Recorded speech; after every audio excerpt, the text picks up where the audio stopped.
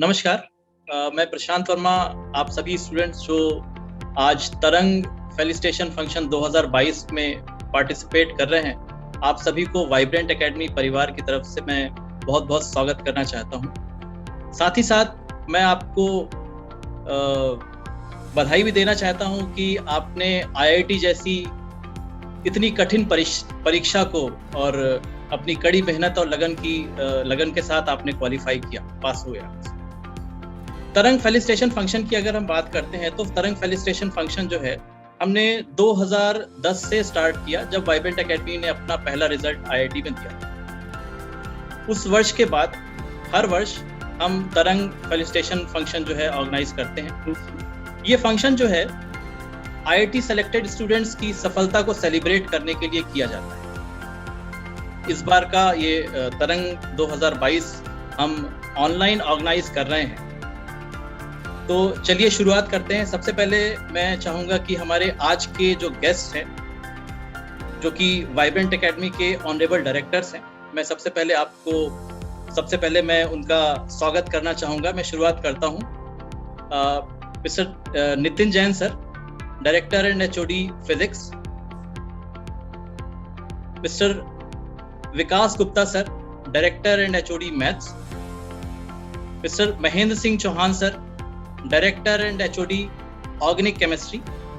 Mister Pankaj Joshi sir, director and HOD maths. Mister VK Jaiswal sir, director and HOD inorganic chemistry.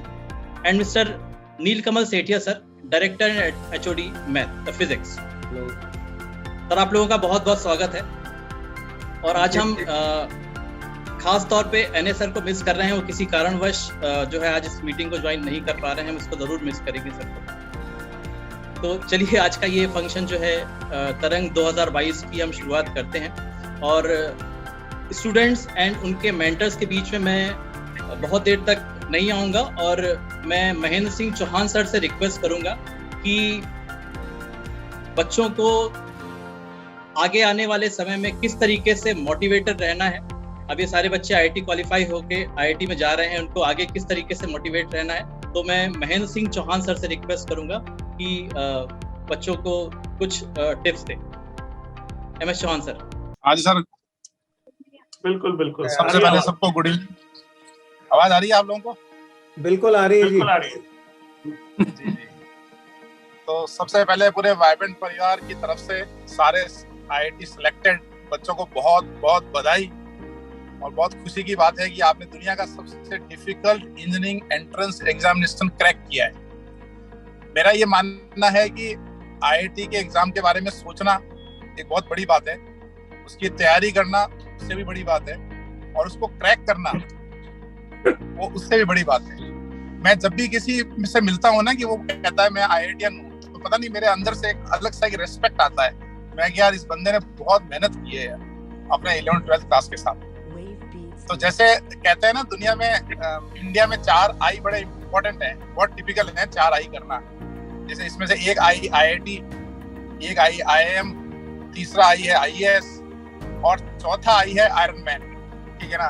तो 4 में से जीवन में आपने एक भी कर लिया तो इसका मतलब है कि आप आगे जीवन में कुछ भी कर सकते हैं। तो आपको सबसे पहले ये सोचना है कि मैंने जीवन में सबसे मुश्किल टास्क को पूरा किया है।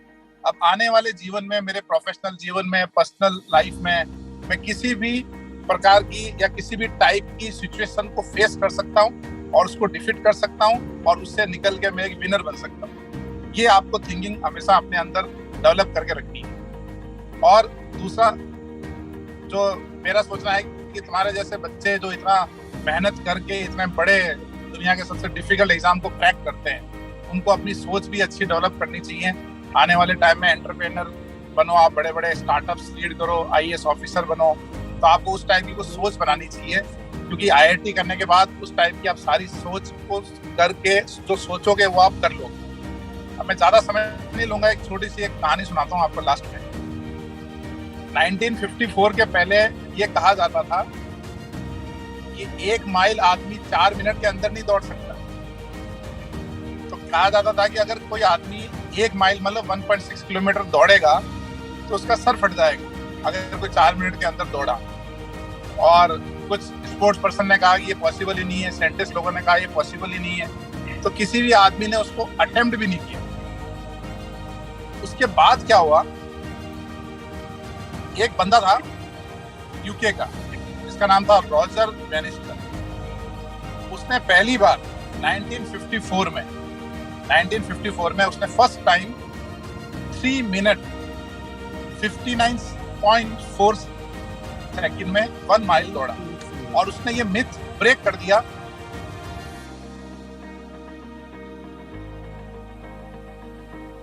कि कोई भी आदमी क्या है,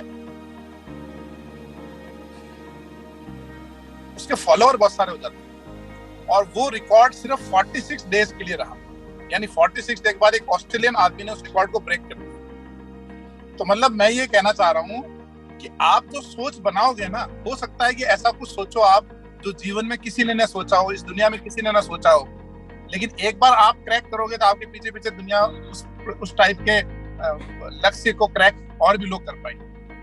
तो और दूसरा, आपने अचीव किया उसको सेलिब्रेट करो। Thanks to your parents, thanks to your relatives, friends, क्योंकि जब आप तैयारी करते हो तो आपकी जर्नी में बहुत सारे लोग होते हैं, बहुत सारे लोगों का सेक्रीफाइस होता है।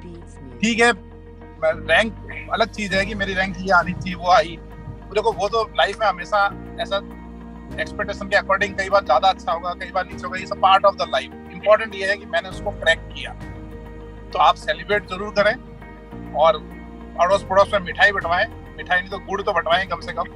एक खुशी का जो पॉजिटिव माहौल है वो चारों ओर अपने को बनाना है और फिर जीवन में आगे बढ़ जाना है। और वाइब्रेंट की तरफ से मैं एश्योरेंस देता हूँ, जीवन में कभी भी आपको हम लोगों की जरूरत पड़े, वी आर ऑलवेज देयर, हम हमेशा आपके लिए तन मन धन से आपके साथ। Thank you Prashant ji. Thank you MSC sir. मेरे ख्याल से इन बच्चों को जो आईआईटी जाने वाले हैं इसकी बहुत ज़्यादा ज़रूरत थी। और अब मैं थोड़ा सा आगे बढ़ता हूँ और मैं विकास गुप्ता सर से रिक्वेस्ट करता हूँ, जैसा कि कल मेरे ख्याल से लास्ट डे है बच्चों की ब्रांचेस को लॉक होने में, तो फाइनल बच्चों को कॉलेज की कुछ गाइडेंस अगर आप देंगे तो बहुत अच्छा होगा। Thank you. वैसे तो बच्चे काफी समझदार हैं, है ना, ऑलरेडी उन लोगों ने चॉइसेस अपनी बना रखी है और कई लोग आई थिंक पहले भी आइडिया ले चुके हो, है ना। तो प्रेफरेंस पर कई लोगों ने व्हाट्सएप पर, टेलीग्राम पर ऑलरेडी सजेशन तो ले लिए थे। फिर भी मैं एक जनरल परसेप्शन बता देता हूँ। कई लोग कहते हैं कि हमको अपने इंटरेस्ट से ब्रांच लेनी चाहिए, है ना। मैकेनिकल, मेरा इंटरेस्ट मैकेनिकल में है, मेरा इंटरेस्ट इलेक्ट्रिकल में है, बट एक्चुअल बात यह कि आप लोग सही मायनों में जानते ही नहीं हो कि वहाँ इलेक्ट्रिकल के अंदर पढ़ाएंगे क्या, मैकेनिकल के अंदर पढ़ाएंगे क्या। हम जो सोच के जाते हैं कि मैकेनिकल इंजीनियरिंग में ऐसा होता होगा, ये सब, है ना, वहां पर जाकर के मालूम पड़ता है कि यार ये तो बहुत डिफरेंस था, मैंने तो जो सोचा था ना ऐसा तो कुछ है ही नहीं। तो इसलिए जो इस मोमेंट डिसीजन होना चाहिए वो अकॉर्डिंग टू कि फ्यूचर में किस चीज का वैल्यू है अभी तो उस वैल्यू के अकॉर्डिंग ही लेना चाहिए। मैंने बहुत से स्टूडेंट्स को देखा जो, है ना, लाइक एक स्टूडेंट के लास्ट मोमेंट तक कंफ्यूज रहा कि सर मुझे तो ऑटोमोबाइल मैकेनिकल में जाना है, तो ऑटोमोबाइल सेक्टर में जाना है ना। फिर उसके पेरेंट्स, उसके सिस्टर, वो सब पीछे थे कि सर इसको अच्छी ब्रांच मिल सकती है, इसको इलेक्ट्रॉनिक्स मिल सकती है, ये इलेक्ट्रॉनिक्स छोड़ करके ये कहाँ मैकेनिकल के पीछे भाग रहा है। फिर अल्टीमेटली उसने सबके दबाव में कह लो या, है ना, जो भी इन्वायरमेंट था उसके अकॉर्डिंग उसने इलेक्ट्रॉनिक्स ले लिया। और अभी उससे कुछ ही दिनों पहले बात हुआ तो वो इलेक्ट्रॉनिक्स की one of the best company में है। और अब मैंने पूछा कि वो तुम्हारा ऑटोमोबाइल का ड्रीम का क्या हुआ, कहता है सर उसके लिए तो मेरा पैशन है ना, उसमें कुछ मन तो करता है, लेकिन जो मैं कर रहा हूँ ना उसे मैं बहुत एंजॉय कर रहा हूँ। तो ऐसा कुछ नहीं है कि मैंने गलती की, मुझे इसमें भी मजा आ रहा है। और अगर इन फ्यूचर कभी कुछ हुआ कि रोबोटिक्स एंड ऑल, है ना, कि ऑटोमोबाइल में जाने का, तो मैं इस ब्रांच के थ्रू भी जा सकता हूँ। यहाँ से भी ऑप्शंस है, ऐसा नहीं है कि ऑप्शंस नहीं है। तो फर्स्ट ऑफ ऑल ये जो कॉलेज है ना, IIT, NITs, इनमें बड़े ही वर्सेटाइल हैं ये। आप टाइप्ड नहीं हो जाओगे कि अगर आपने मैकेनिकल ले लिया तो अब आप टाइप्ड हो गए कि अब आपको तो जो है ना आपको मैकेनिकल इंडस्ट्री में ही काम करना पड़ेगा, ऐसा बिल्कुल नहीं है। आप एनी टाइम स्विच कर सकते हो, है ना। आप किसी भी ब्रांच में गए, आगे जाकर के पता पड़ता है कि आप आर्टिफिशियल इंटेलिजेंस में काम कर रहे हो, ठीक है। तो ये सारी चीजें जो है सबसे ज्यादा संभव जो है वो है IITs में। तो अब मैं थोड़ा सा प्रेफरेंस का तुम लोगों को आइडिया दे देता हूं जो मैं समझता हूं, है ना। देखो भाई, ये कोई रिजिड सिस्टम नहीं है, अल्टीमेटली डिसीजन आपको लेना है। तो जो मैंने कुछ अच्छे प्रोफेसर्स IITs के, है ना, जो कुछ अच्छे स्टूडेंट्स जो IITs में पढ़ करके गए हैं, उन्हीं लोगों के जो व्यूज सुनता रहता हूं ना मैं, उसी के अकॉर्डिंग मैं तुमको अपना ओपिनियन बता रहा हूं। तो जो स्टूडेंट्स कहते हैं वो ये कि जो टॉप 5 IITs में जो इन्वायरमेंट मिलता है, जो एक्सपोजर मिलता है, वो किसी और कॉलेज में पॉसिबल नहीं है ना। तो वो टॉप 5 IITs को बहुत सिग्निफिकेंस देते हैं। That is Bombay, Delhi, Kanpur, Kharagpur and Madras. इसमें CS देन अब डिपेंड करता है कि MNC और इलेक्ट्रॉनिक्स, ठीक है। तो इसमें बड़ा कंफ्यूजन है कि सर इलेक्ट्रॉनिक्स ले, MNC ले। तो देखो, जिसको बॉम्बे जाना है तो उसके पास तो MNC का ऑप्शन ही नहीं आता कि बॉम्बे में तो सीधा इलेक्ट्रॉनिक्स है। और मैंने स्टूडेंट से बात की हुई है जो कानपुर में इलेक्ट्रिकल में है, तो उनका कहना है कि सर देखिए, जो कंपनी CS के लिए ओपन होती हैं, जो टॉप कंपनीज है ना, ऐसी बहुत कम कंपनीज हैं जो कि ऑल ब्रांचेस के लिए ओपन नहीं होती हैं। फर्स्ट ऑफ ऑल ऐसी बहुत लिमिटेड कंपनीज हैं। तो ऐसी जो कंपनीज है वो इन 3 ब्रांचेस के लिए खुलती है, electronics, computers and mathematics and computing, ठीक है। तो वो कहते हैं कि इन 3 में सर जो मिल जाए ना वो बेटर है। तो ऐसा कोई खास डिफरेंस नहीं करते। मतलब आप देखोगे कि कानपुर इलेक्ट्रिकल, कानपुर MNC, तो आपको दिखाई देगा कि सर सेम ही रैंक के लोग जा रहे हैं, चाहे वो कानपुर इलेक्ट्रिकल हो चाहे वो MNC हो, ऑलमोस्ट सेम रैंक के बच्चे उसमें जा रहे हैं, ठीक है।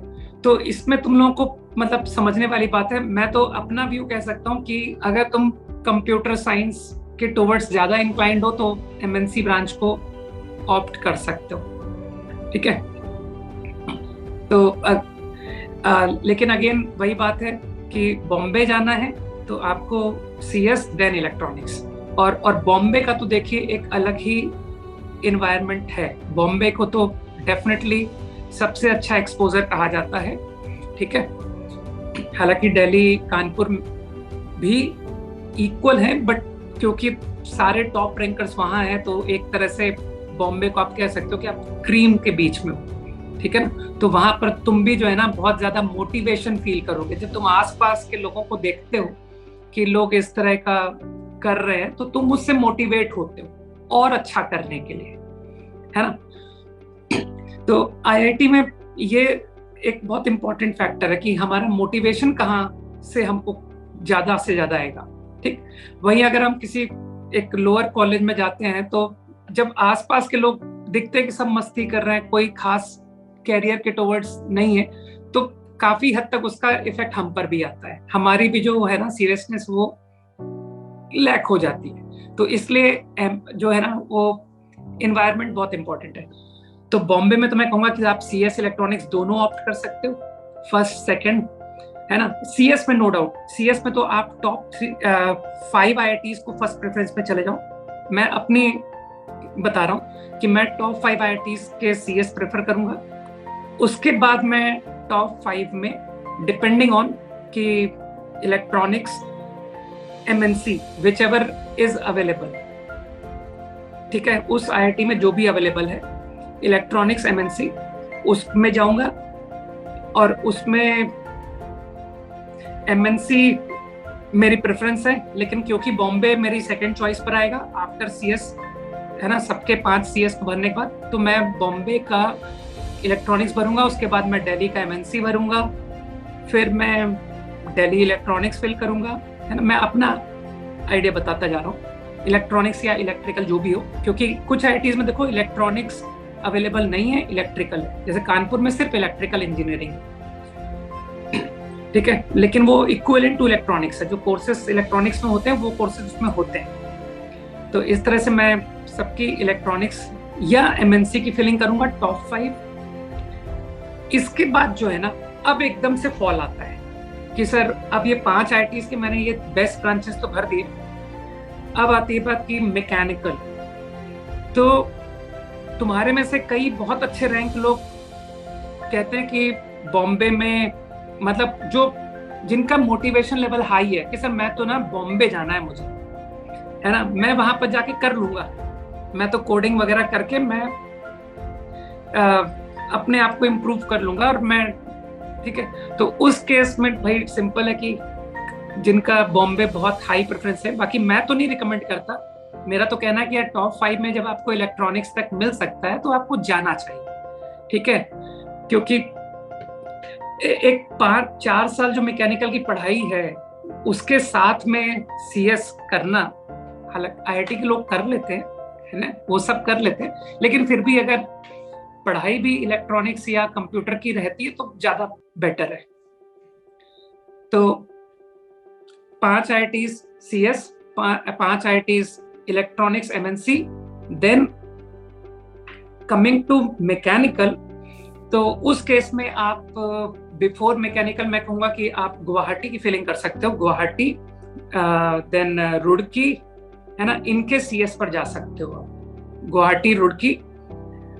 अब BHU की बात आती है। BHU के लिए देखो, BHU के लिए कई लोग थोड़ा लाइक कम करते हैं कि सर मुझे BHU, है ना, तो ये चीज आप भी, ये आपको डिसाइड करने वाली बात है। क्योंकि देखो BHU में क्या है कि IIT एक अलग विंग है, ठीक है कि IIT एक अलग विंग है, लेकिन फिर भी थोड़ा BHU में, क्योंकि बहुत बड़ा कॉलेज है और उसमें सारे ब्रांचेस भी है, तो थोड़ा सा जो मैंने सुना है, वो लोगों से सुना है कि थोड़ा सा IITs के अंदर जो इन्वायरमेंट है वो थोड़ा BHU में हल्का सा कम मिल पाता है। तो इसलिए आप जो है, मैं कहूँगा कि CS BHU, और उसके बिफोर अगर तुमको आता है कि सर मैं MNC गुवाहाटी ले लूँ क्या, तो मेरा ओपिनियन तो देखो MNC गुवाहाटी के टुवर्ड्स जाएगा कि MNC गुवाहाटी, कानपुर एंड क्या कहते हैं,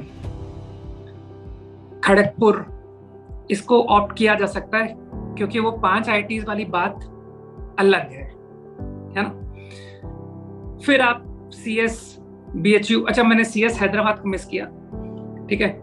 तो CS Hyderabad and BHU, CS Hyderabad यार छोटा कैंपस है ना, और जो IITs का सर्कल बहुत बड़ा नहीं होता ना, उसमें थोड़े बहुत डिसएडवांटेज होते हैं। जैसे मैं गुवाहाटी में जब मैं पढ़ा था तो वो उसका सर्कल बहुत छोटा था, तो उसके मेरे को बहुत डिसएडवांटेजेस मिले, है ना, वो रिकॉग्निशन नहीं होती।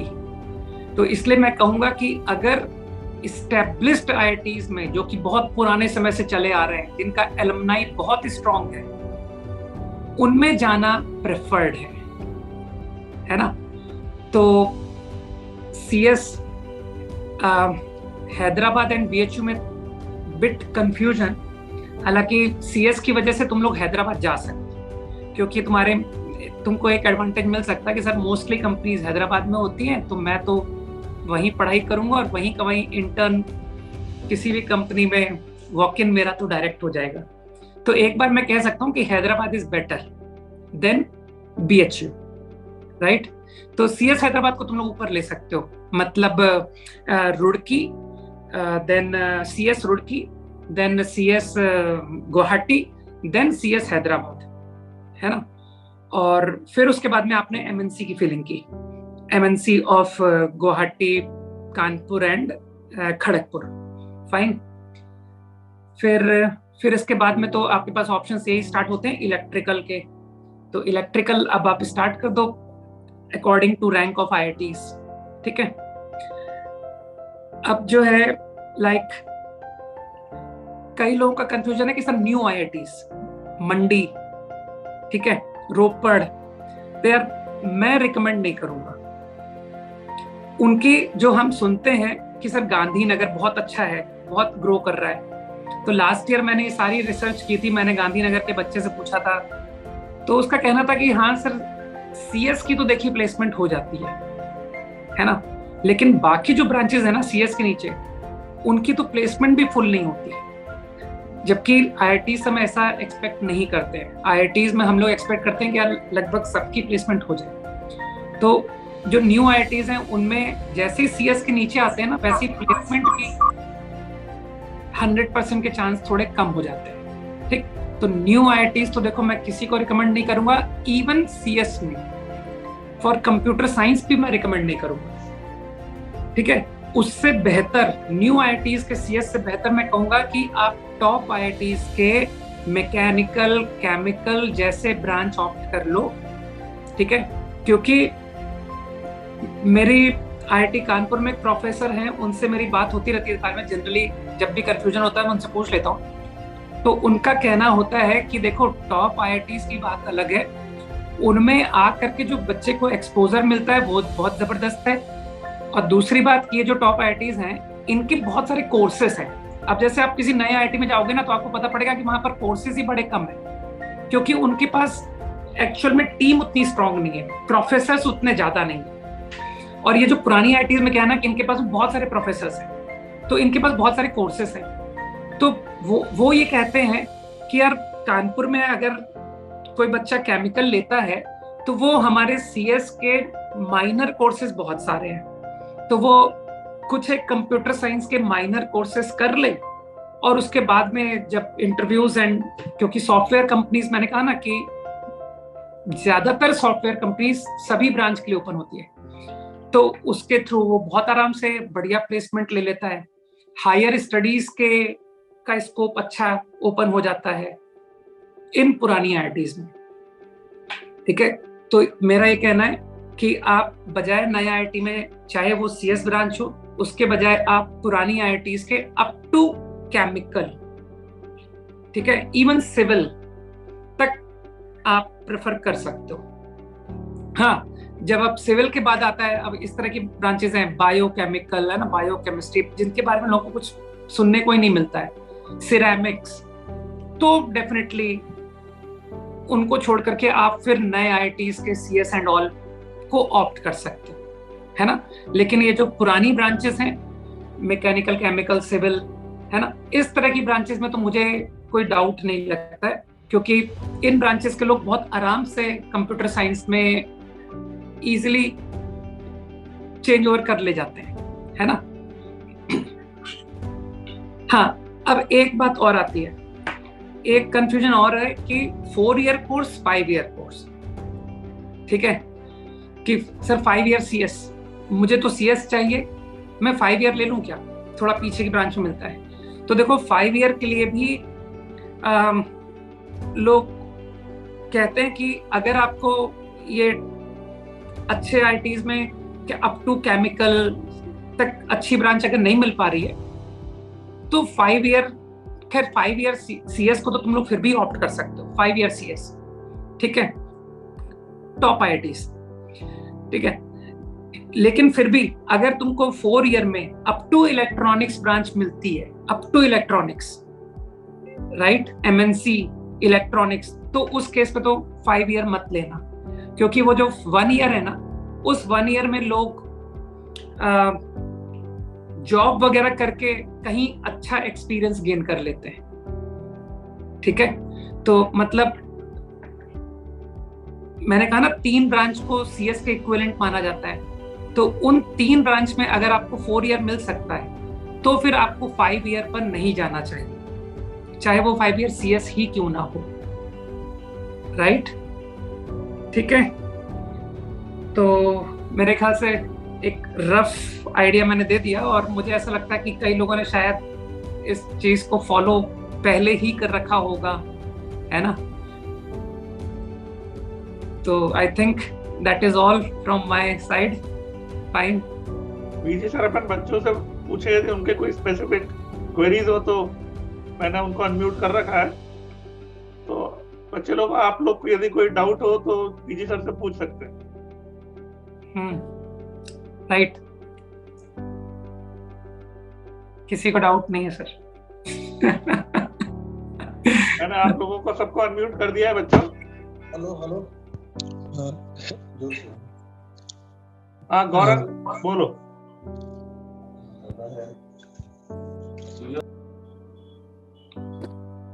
माइक में प्रॉब्लम है.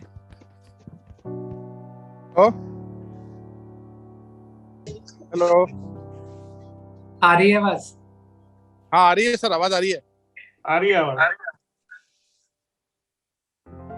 हेलो. आई थिंक आवाज आ रही है. सर चैट ऑन कर दीजिए.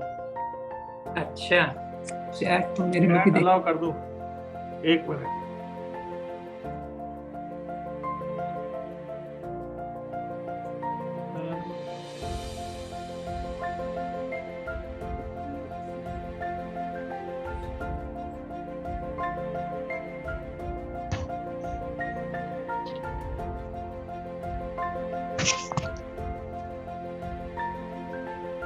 वैसे सभी के पास सर मेरा व्हाट्सएप नंबर भी है आई थिंक. टेलीग्राम पर मेरे पास बहुत मैसेजेस आए हुए हैं बच्चों के. व्हाट्सएप नहीं होगा, आई थिंक टेलीग्राम होगा.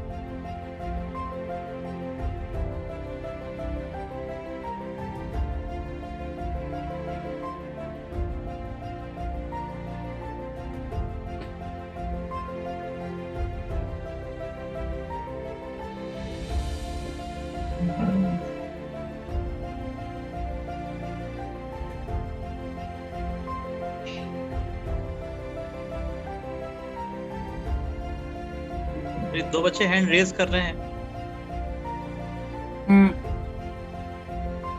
इनके कुछ डाउट्स हैं सर. सुयश है.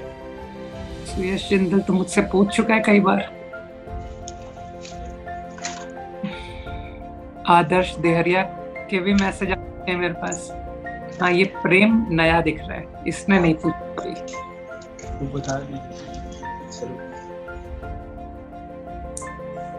आई थिंक इंडिविजुअल को भी आप अनम्यूट कर सकते हो एक एक करके.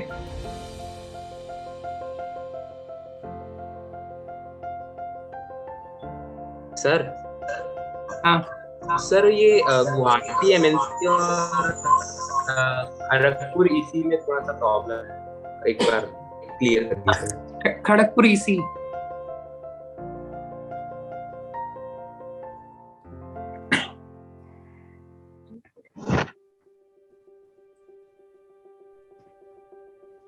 वैसे तो दोनों देखो काफी ग्रोइंग है, काफी अच्छे हैं दोनों ब्रांचेस, है ना.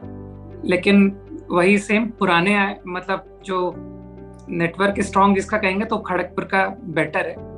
तो तुम मेरे हिसाब से खड़गपुर ईसी प्रेफर कर सकते हो.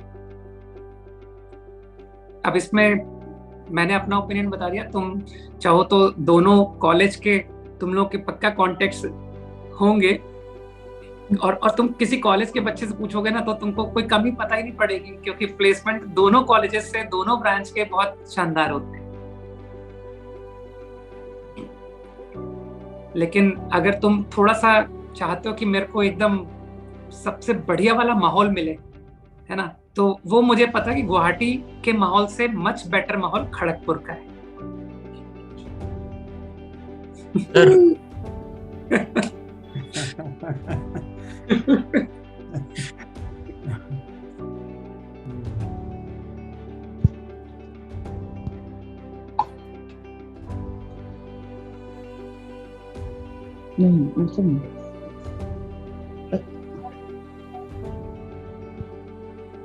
Good evening, sir. Good evening. Sir, please tell about data science branch in IITs. ये अभी स्टार्ट हुआ है ना? Yes, sir.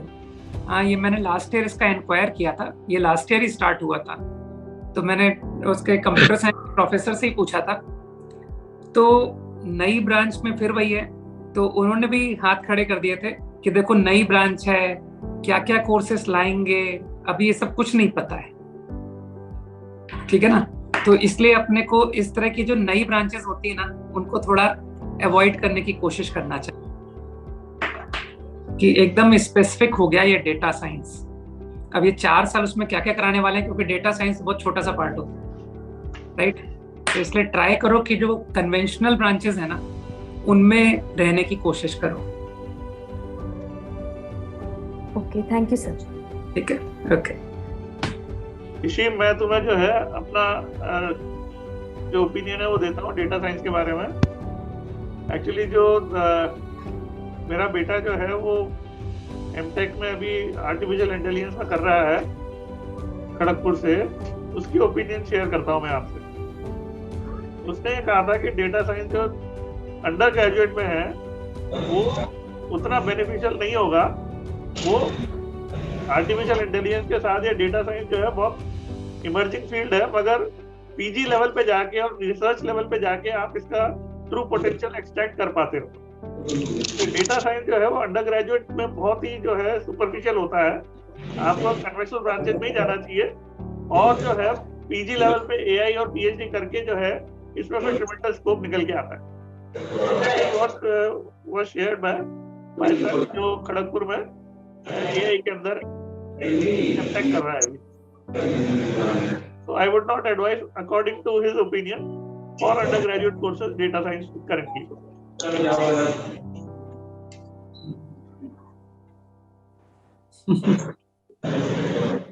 इसका मतलब मैं सही था। हाँ,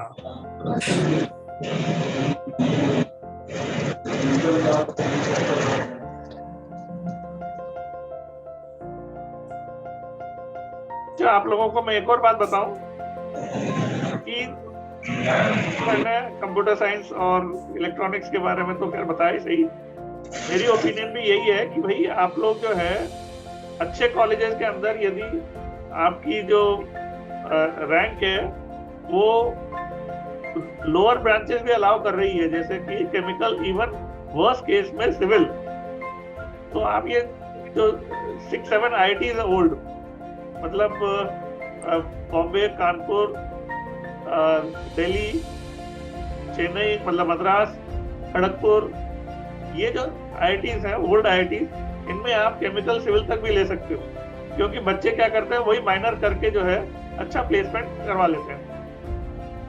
तो आपको सिविल से कोई एलर्जी नहीं होनी चाहिए यदि आपको अच्छे ब्रांच, अच्छे कॉलेज में, बहुत बढ़िया पुराने IIT कॉलेज में वही मिल रही है।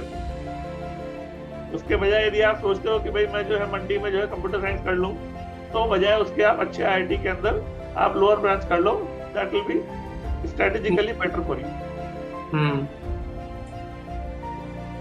अगेन मैं सही प्रूव हो गया। हाँ, तो ये जो है बीजी सर का बेटा तो अभी फर्स्ट ईयर में गया है, और मेरा बेटा खड़गपुर में जो है थोड़ा 4-5 साल हो गए, तो जो बीजी सर कह रहे हैं वही बात जो है मैंने भी अपने बेटे से डिस्कवर करी है, तो आप लोगों को मैंने कहा बता देता हूँ। सिद्धेश देशपांडे को करो भाई अनम्यूट।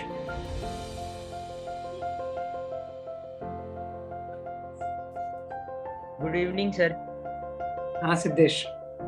सर मुझे ये पूछना है, हाँ सर मुझे ये पूछना है कि IIT गुवाहाटी में केमिकल साइंस एंड टेक्नोलॉजी और IIT BHU में केमिकल मिल रही है, तो उनमें से कौन सा बेटर रहेगा? मतलब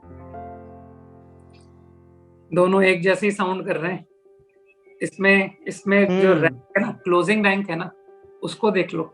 जब किसी चीज तो BHU का अच्छा है बस, तो BHU को हाँ, क्योंकि एक थोड़ा, क्योंकि अप टू सिविल तुमको इन 7 IITs में नहीं मिल रहा ना, एक गुवाहाटी तक में अप टू सिविल। नहीं सर, नहीं सर, शायद सिविल तो नहीं हो पाएगा, नहीं मिल रहा ना। हाँ, तो फिर BHU केमिकल ठीक है, फिर BHU केमिकल। और सर क्योंकि BHU का देखो प्लेसमेंट कोई कमी नहीं है, BHU का प्लेसमेंट में बिल्कुल कमी। Yes sir. और एक थोड़ा out of the track question है कि ट्रिपल IIT जो अच्छे है जैसे हैदराबाद, बेंगलोर, वैसे बेंगलोर में CS मिल रहा है, तो क्या ट्रिपल आईटी बैंगलोर में जाना चाहिए क्या, क्योंकि मतलब वही पूछना चाह रहा हूँ अगर सीएस करना है तो। ट्रिपल आईटी बैंगलोर में कंप्यूटर साइंस मिल रही है? ट्रिपल आईटी बैंगलोर, देखो अगर हम जॉब की बात करें ना, जॉब के अकॉर्डिंग, तो जॉब के अकॉर्डिंग उसका प्लेसमेंट बहुत अच्छा है। हाँ सर। मतलब एवरेज ही 25 to 30 के अराउंड आता है ना?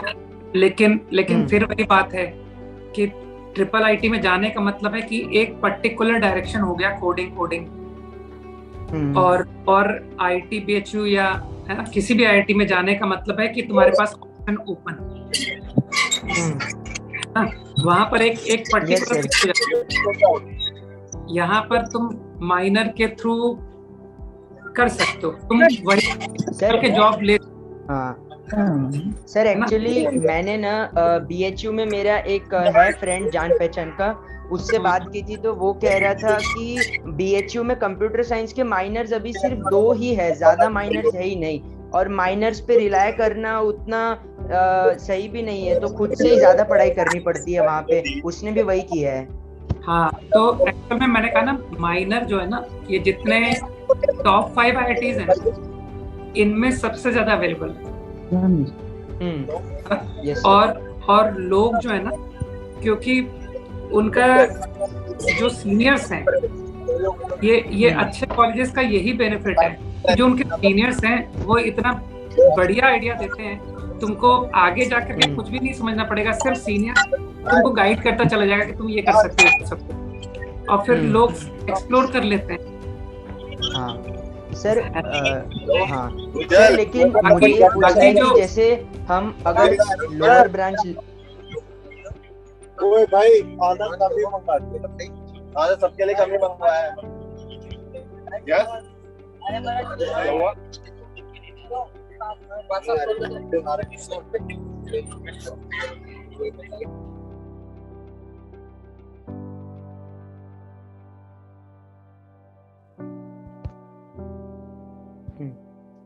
और सर ये पूछना था कि जैसे अगर हम आईआईटी में लोअर ब्रांच ले ले, लेकिन उसके बाद भी दोनों चीजें साथ में मैनेज करना मुश्किल नहीं होता सर, कि एक ब्रांच तो जो कर रहे हैं उसकी पढ़ाई और उसके साथ फिर हमें जो करना है उसकी अलग से तैयारी?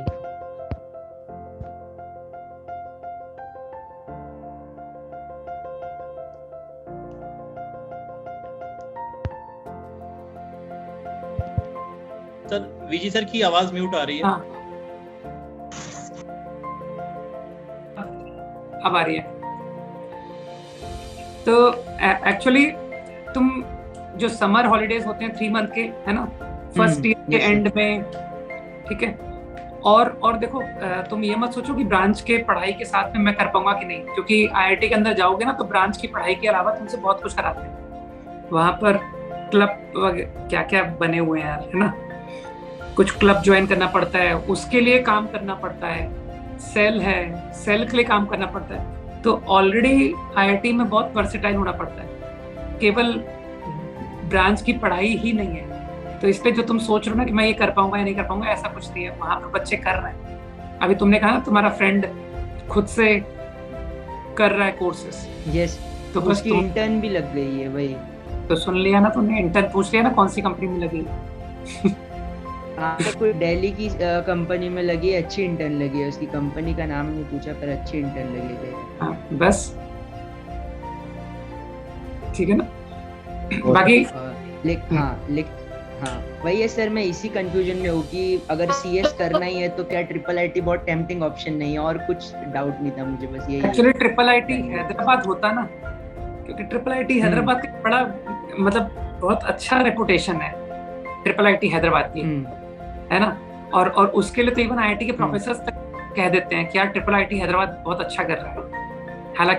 हालांकि वो लोग बहुत स्पेसिफिक हैं कि बस यही करना है अपने को, है ना, और आईआईटीज में ना कि मल्टीपल ऑप्शंस खुलते हैं, वहां पर थोड़े कम हो जाते हैं कि अब हमको इस तरह से ही करना पड़ेगा, क्योंकि आगे जाकर के कर लेते हैं लोग, लेकिन यहाँ क्या बीटेक के साथ में ही हो जाती है, पॉसिबिलिटी रहती है। हाँ, बैंगलोर का भी वैसे ही था। हाँ, बेंगलोर का भी वैसा ही है।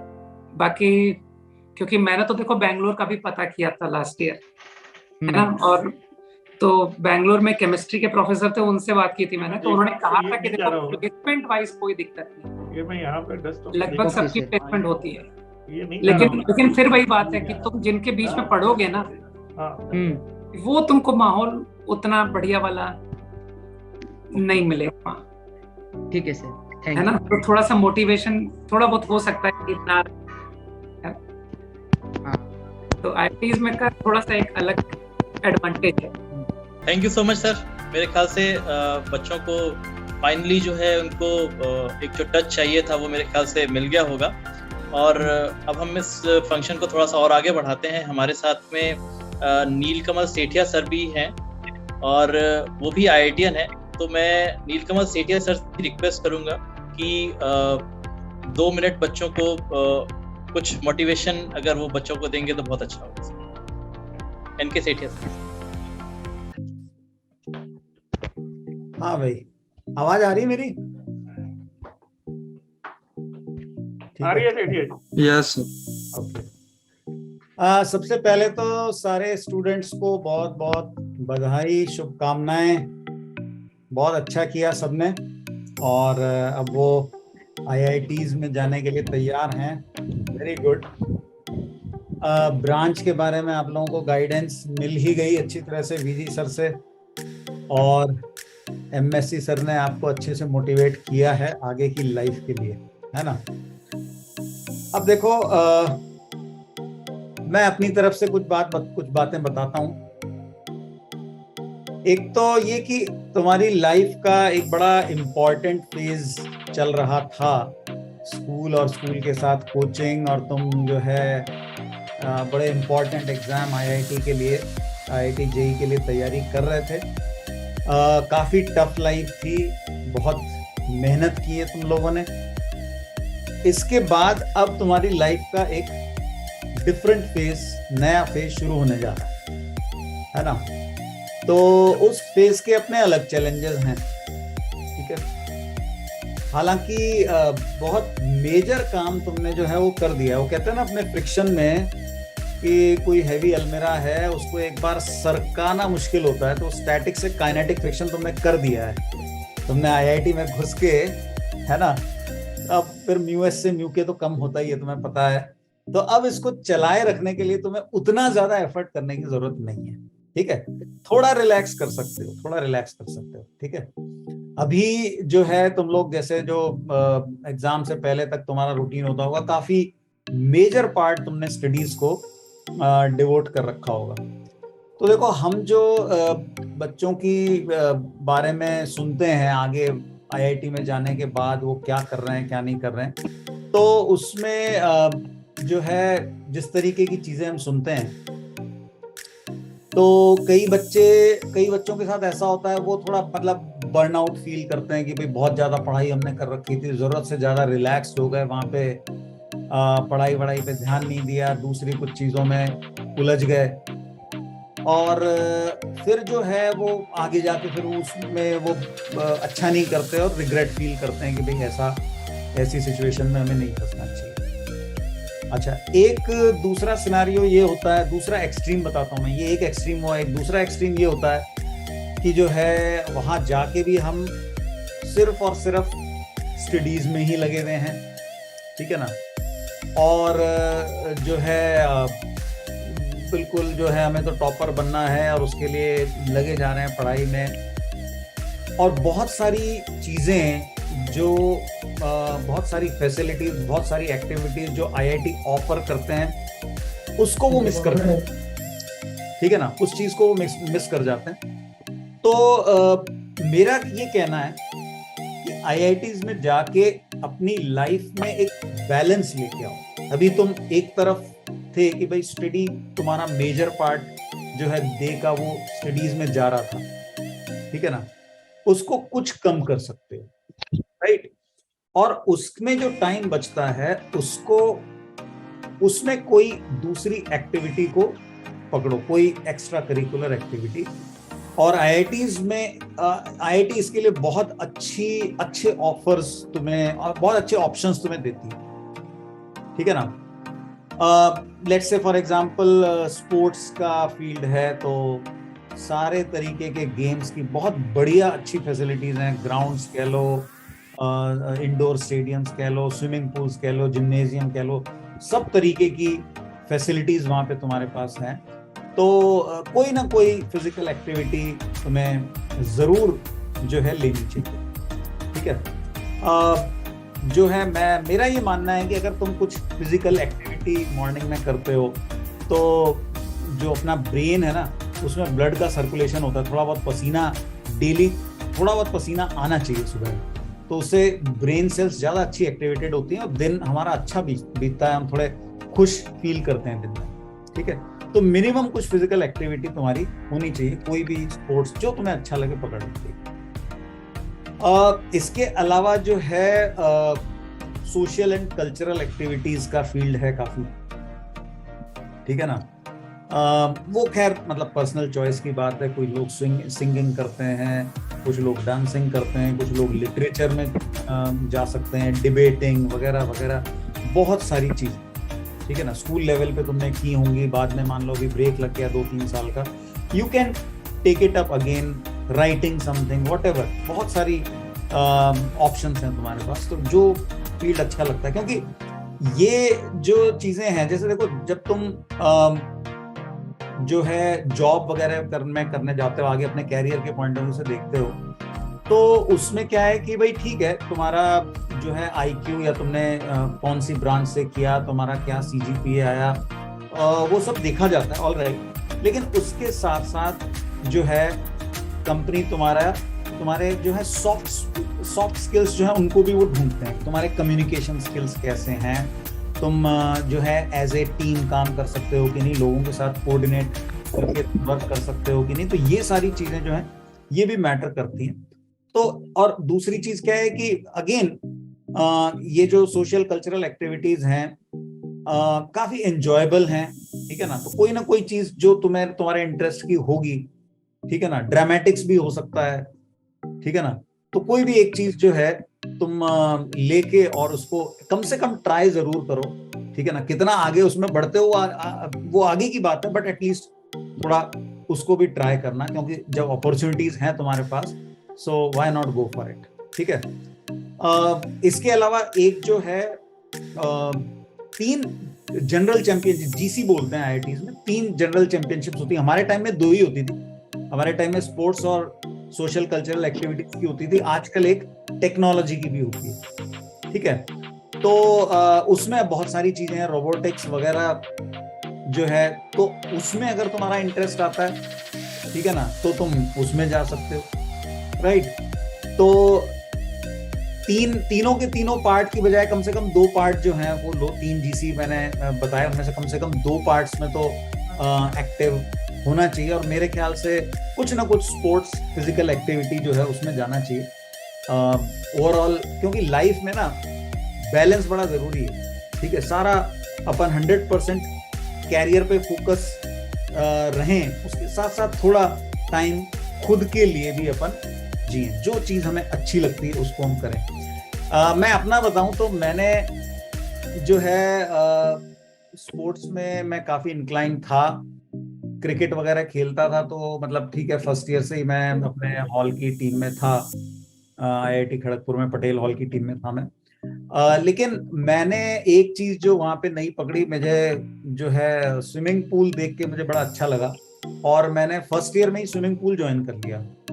और अधिकतर लोग उस टाइम पे पता ही नहीं कर पाए थे कि स्विमिंग पूल है क्या, कहाँ है वगैरह, और मैंने उस स्विमिंग पूल में पहले साल में एनरोल करवाया और मैं जो है स्विमिंग सीखता था। उस टाइम पे ये होता था कि जो सीखने वाले होते थे उनको कपड़े की कैप होती थी लाल कलर की, वो उसको पहन के स्विमिंग करनी पड़ती थी। मैं वो स्विमिंग करता था, वहाँ पे जो है कई सीनियर लोग मिलते थे, वो कहते थे कि भाई ये फर्स्ट ईयर का बंदा है तो एक ही दिख रहा है यहाँ पे। और बाद में जो है मतलब लोगों ने उस पर मजाक करना शुरू कर दिया कि देखो ये जो है ना थार के रेगिस्तान से आया, मैं उस टाइम पे बीकानेर में था बचपन के टाइम पे, तो थार के रेगिस्तान से आया है ये, तो इसने कभी इतना पानी एक साथ लाइफ में देखा नहीं स्विमिंग पूल के जितना, और इसको देख के पागल हो गया, इसलिए पहले साल में इधर आ गया पर जो है मैं स्विमिंग वहाँ पे सीख गया और मुझे बड़ी काफी अच्छा लगता है। अब मैं जैसे एक स्किल है हल्का सा और it's a very good workout, तो बहुत अच्छा लगता है। कभी स्विमिंग करते हैं कभी कभी, तो ये है। तो इस तरीके से मैं कहूँगा कि कोई भी ऐसी एक्टिविटी पकड़ो, मैंने अपना एक एग्जांपल दिया है, आप लोग कोई भी ऐसी एक एक्टिविटी पकड़ो जिसमें आपका इंटरेस्ट हो और उसको रखो, ठीक है ना। अच्छा, दूसरी चीज फिर आईआईटी में कई बार जो है कुछ ये तो चलो पॉजिटिव पार्ट था, कुछ कई बार ऐसा होता है कि कुछ नेगेटिव इन्फ्लुएंस अपने पे नहीं आना चाहिए। कुछ चीजें ऐसी हो सकती हैं जैसे एडिक्शंस वगैरह, तो उनसे बहुत बच के रहना, ठीक है ना। किसी भी तरीके का नशा वगैरह और इस तरीके की कंपनी में भी मत जाना। कई बार जो है लोग सिर्फ क्या कहना चाहिए, फैशनबाजी में या मजे के लिए कुछ इस तरीके की चीजें शुरू कर देते हैं, तो वो ठीक नहीं है ना। तो किसी भी तरीके के नशे से खुद को बचा के रखना। और बाकी लाइफ बहुत बढ़िया है आईआईटीज की, रिलैक्स वे में एंजॉय करो, बैलेंस लाइफ रखो, अपनी स्टडी की तरफ भी ध्यान दो और कुछ ना कुछ एक्स्ट्रा करिकुलर एक्टिविटीज उसको भी करो, ठीक है। तो मेरी तरफ से इतना ही। सबको एक बार all the very best. Thank you Prashant, now you can take over. Thank you so much sir. मेरे ख्याल से स्टूडेंट्स ने अब आगे की प्लानिंग भी कर ली होगी कि एकेडमिक के साथ में उन्हें कौन सी करिकुलर एक्टिविटीज के लिए प्लानिंग इनकी पहले से चालू हो गई होगी। तो अब इस प्रोग्राम को हम आगे बढ़ाते हुए जिस चीज का बच्चों को इंतजार था शुरुआत से ही, वो है रिवॉर्ड अनाउंसमेंट्स का। तो इसके लिए मैं नितिन जैन सर से रिक्वेस्ट करूंगा कि जो बच्चे हमारे आईआईटी क्वालिफाई हुए हैं उनको हम क्या रिवॉर्ड्स दे रहे हैं वाइब्रेंट एकेडमी की तरफ से, प्लीज इसका अनाउंसमेंट आप करें। Thank you so much. Thank you Prashant. आवाज आ रही है मेरी? Yes sir, yes sir. तो बच्चों, आप लोगों ने अभी सीटिया सर के वर्ड सुने और बहुत ही एनकरेजिंग वर्ड थे वो आपके लिए। और उन्होंने जो लास्ट वर्ड ऑफ कॉशन आपको दिया, मैं उस पर दोबारा एम्फेसाइज करना चाहता हूँ कि जो लास्ट वर्ड ऑफ कॉशन था उनका कि save yourself from any kind of abuse.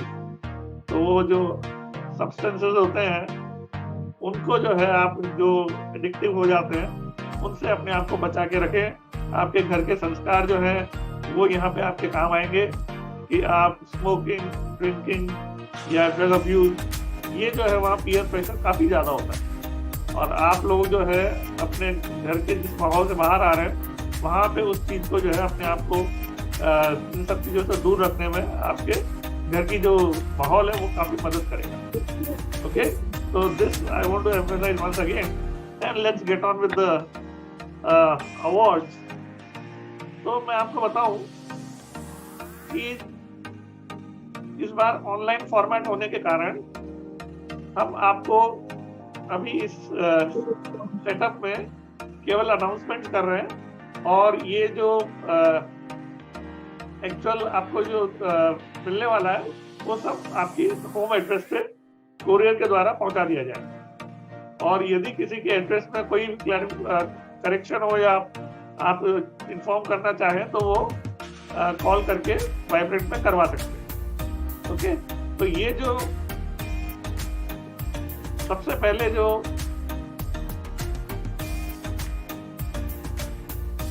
मैं अनाउंसमेंट करना चाहता हूँ वो है AIR 1001 एंड अबव का। तो मैं लास्ट से चालू कर रहा हूँ। AIR आपको स्क्रीन पे दिखाई दे रहा है सब लोगों को? प्रशांत? यस सर, विजिबल स्क्रीन पे दिखाई दे रहा है? यस सर, बिल्कुल देखो। ओके, तो बच्चों आपको AIR 1001 एंड अबव पे आप लोगों को सबको एक ट्रॉफी और एक जो है गिफ्ट जो आपको दोनों पैक होके कुरियर के रूप में आपके होम एड्रेस पे हम भिजवा रहे हैं। All students who are securing rank 1000 and above. Okay, this is again I repeat, one Vibrant trophy and one gift जो Vibrant की तरफ से आपको घर पे कोरियर के थ्रू पहुंचा दिया जाएगा। नेक्स्ट है Next is from AIR 501 to AIR 1000. All students who have got rank between AIR 501 and AIR 1000, they will get cash prize of 5100 along with a trophy, vibrant trophy and the gift. तो वो जो तीनों चीजें हैं along with cash prize to check आपको मिल जाएगा all students who have got rank between 501 and 1000. प्रशांत, इसमें ये चेक हम कोरियर से भेजेंगे या इनके अकाउंट में ट्रांसफर होगा? इनके अकाउंट में ट्रांसफर करा देंगे, अकाउंट डिटेल्स से इनके अकाउंट में ट्रांसफर करा देंगे, ज़्यादा बेटर। ओके, तो बच्चों आप लोग जो है तो ये जो कैश अवार्ड है ये आपके अकाउंट में रिफ्लेक्ट हो जाएगा and in case of any problem आप जो है वाइब्रेंट में कांटेक्ट कर सकते हैं इफ इट डजंट रिफ्लेक्ट। उसके बाद नेक्स्ट प्राइज है जो कि हम टॉप 500 स्टूडेंट्स को ऑफर करते हैं, तो उसमें अंतरिक्ष पूनिया को जो है फॉर सिक्योरिंग रैंक 464 11,000 का प्राइज दिया जा रहा है, कैश प्राइज। उसके साथ में उन्हें ट्रॉफी और गिफ्ट भी जो है वाइब्रेंट का पहुंचा दिया जाएगा। दिस इज फॉर अंतरिक्ष पूनिया गॉट रैंक 464। बहुत बहुत बधाई अंतरिक्ष, all the best. Next award जो है वो है for Atharva Joshi for securing rank AIR 360। उसको भी जो है 11,000 का कैश प्राइज और vibrant trophy and a gift. Congratulation Atharva and best wishes. एक और प्राइज जो है कोविड जुनेजा को फॉर सिक्योरिंग रैंक AIR 415, उनको भी कैश प्राइज 11,000 और वाइब्रेंट ट्रॉफी और गिफ्ट ये उनको दिया जा रहा है। Congratulation Covid, all the best. और प्राइज आस्था वर्मा को भी 11,000 का कैश प्राइज दिया जा रहा है for securing rank AIR 390। Congratulation Aastha, आपको भी जो है कैश प्राइज के अलावा वाइब्रेंट ट्रॉफी और गिफ्ट आप तक पहुंच जाएगा, ऑल द बेस्ट। तो Prashant, over to you. Thank you so much sir for announcement of these rewards. और जैसा कि ये खुशी का माहौल है और जब खुशी के माहौल की बात होती है तो उस समय VK जायसवाल सर हमें याद आते हैं। बच्चों ने तो इनके कई बार क्लास में बहुत सॉन्ग सुने होंगे, तो आज मैं इस खुशी के माहौल में VK जायसवाल सर से रिक्वेस्ट करना चाहूँगा कि कुछ आज के इस दिन कुछ अगर वो हमारे बच्चों को सुनाएंगे तो बहुत अच्छा होगा।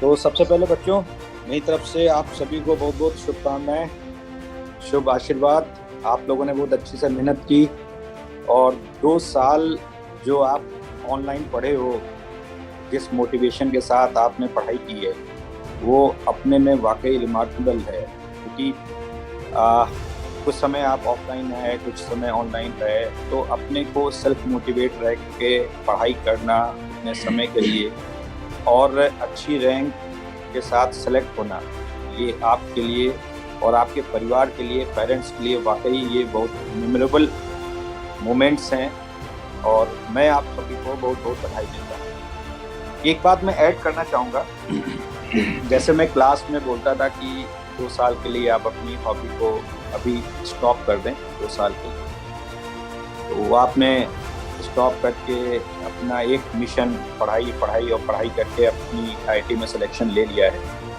अब आपके पास IIT कैंपस में जाएंगे तो वो अपॉर्चुनिटी होगी कि आप अपनी हॉबी को कंटिन्यू कर सकते हैं और सभी में कोई ना कोई एक गॉड गिफ्टेड क्वालिटी ज़रूर होती है, आप सभी में होगी, बस उसको एक्सप्लोर करने की ज़रूरत है। तो जो भी आपको लगता है कि आपकी हॉबी है या आपकी यूनिकनेस प्रॉपर्टी है, वो क्वालिटी आप अपने कंटिन्यू करें, क्योंकि लाइफ में बढ़ने के लिए ये कहीं ना कहीं आपके लिए हेल्पफुल ज़रूर होती है। हर व्यक्ति में कोई ना कोई हिडन क्वालिटी ज़रूर है, बस को एक्सप्लोर करने की ज़रूरत है। और अगर वो माहौल आपको आईटी में मिलता है तो डेफिनेटली आपको उस डायरेक्शन में जाना चाहिए। एक बच्चे की मैं कहानी बताता हूँ। एक बच्चा था, हमसे पढ़ के निकला, आईटी रुड़की में गया, जिसका नाम था चित्रेश सक्सेना। वो चित्रेश सक्सेना की क्वालिटी में आपको बताता हूँ, उसको जो है स्केचिंग करना बहुत अच्छा लगता था। अब वो हम टीचर की स्केचिंग कर देता था, अब वो जल्दी कर देता था। तो मैंने उसको समझाया था कि भाई तेरे को स्केचिंग अच्छी लगती है, अभी तो आईटी के लिए पढ़ाई कर ले। पढ़ाई की उसने, आईटी में गया रुड़की में। उसके बाद उसने अपनी उस हॉबी को छोड़ा नहीं। धीरे धीरे वहाँ पे उसको माहौल मिला, नहीं मिला, आई डोंट नो, सेठिया जी ज़्यादा बेटर बताएंगे। स्केचिंग का माहौल है, आईटी में नहीं है, लेकिन वो स्केचिंग ड्राइंग करता रहा और फाइनली जब उसको जॉब मिला, सिंगापुर की किसी कंपनी में गया, जॉब किया, लेकिन फाइनली वो मुंबई आया और उसी हॉबी को उसने कंटिन्यू किया। और अभी वो जो है मुंबई में जो मूवीज़ आती हैं उनकी पोस्टर ड्राइंग एंड ऑल, जो दूसरे डिजिटल जो पोस्टर्स होते हैं उनकी ड्राइंग करता है। तो आपकी हॉबी आपको कहाँ ले जाएगी, किस डायरेक्शन में ले जाएगी, वो बहुत ज़्यादा इम्पोर्टेंट है। और सेटिस्फेक्शन बहुत इम्पोर्टेंट है। अगर आप अपनी हॉबी के साथ जॉब को इनकॉर्पोरेट कर लेते हैं तो डेफिनेटली आपको एक सेटिस्फेक्शन होता है कि यार मैं मनी भी कमा रहा हूँ और कम से कम मैं अपने बेस्ट जॉब में सेटिस्फाइड हूँ, है ना। तो मेरी तरफ से आप सभी को बहुत बहुत शुभकामनाएं, बहुत बहुत बधाई। और रियल में कोरोना वॉरियर तो आप ही हो यार। 2 साल आपने जिस तरीके से पढ़ाई की है ना, मैं तो आपके मेहनत को सैल्यूट करता हूँ, है ना। और प्रशांत जी ने जो रिक्वेस्ट की थी, तो चलते चलते मैं एक गाना गुनगुना लेता हूँ आपके लिए, है ना। चलते चलते मेरे ये गीत याद रखना, कभी अलविदा ना कहना, कभी अलविदा ना कहना। हंसते रोते बस यूं ही तुम गुनगुनाते रहना, कभी अलविदा ना कहना, कभी अलविदा ना कहना। बीच राह में दिलवर बिछड़ जाए कहीं हम अगर, और सुनी सी लगे तुम्हें जीवन की ये डगर। बीच राह में दिलवर बिछड़ जाए कहीं हम अगर, और सुनी सी लगे तुम्हें जीवन की ये डगर। हम लौट आएंगे तुम यूं ही बुलाते रहना, कभी अलविदा ना कहना, कभी अलविदा ना कहना। और बच्चों टच में रहना, अपने सक्सेस स्टोरी को शेयर करते रहना, फेसबुक इंस्टाग्राम पे टच में रहना, कभी अलविदा ना कहना। Thank you, wish you all the very best. मेरी तरफ से आप सभी लोगों को अगेन बहुत बहुत धन्यवाद। Thank you so much sir, thank you so much sir. आपने बच्चों को एक मैसेज भी दिया है साथ में। और अब हमारे पास में बाकी सबसे बात हो गई, बट हमारे साथ में पंकज जोशी सर भी हैं। और मैं लास्ट में पंकज जोशी सर से रिक्वेस्ट करना चाहूँगा कि चलते चलते एक बार बच्चों को थोड़ा सा ये शुभाशीष अपना दे देंगे।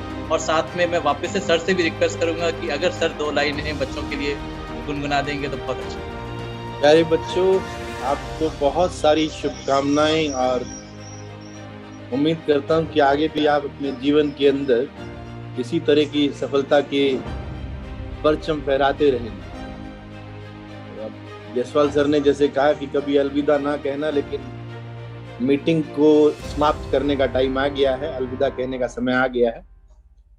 तो मैं तो आपसे बस इतना ही कहना चाहूंगा कि आप अपने अंदर के बच्चे को जिंदा रखना, बस उसको फीड करते रहना। वो अगर तुम्हारे साथ में रहेगा तो तुम ज्यादा खुशियां अनुभव कर पाओगे। जैसे जैसे हम लोग बड़े होते जाते हैं ना, तो वो हमारा जो बचपन या बच्चापन जो है ना, जो अंदर होता है, उसको हम प्रॉपर फीड नहीं करते, तो धीरे धीरे मैल न्यूट्रिशन के कारण वो बेचारा कमजोर पड़ जाता है। तो हमें जीवन के अंदर खुशियां ज्यादा नजर नहीं आती जैसे जैसे हम बड़े होते। तो उस बच्चे को बस जिंदा रखना, बाकी तुम्हें जिंदगी के अंदर कोई तकलीफ आने वाली नहीं, और हमेशा खुश रहना। भाई मेरी जिंदगी का तो यही सिंपल सा फंडा रहा है कि जो चीज खुशी दे उसको करते जाओ और मस्त रहो। So wish you all the best and thank you very much. और एक बार फिर आपको वाइब्रेंट परिवार की तरफ से बहुत सारी शुभकामनाएं। Thank you. Thank you so much, thank you so much sir. And अब ये हम आज का ये जो हमारा प्रोग्राम है वो समाप्त हो रहा है। तो मैं आप सभी लोगों का, जिन लोगों ने इस फेलिसिटेशन फंक्शन तरंग 2022 में पार्टिसिपेट किया, मैं बहुत बहुत धन्यवाद करना चाहता हूँ वाइब्रेंट एकेडमी की तरफ से। Thank you so much.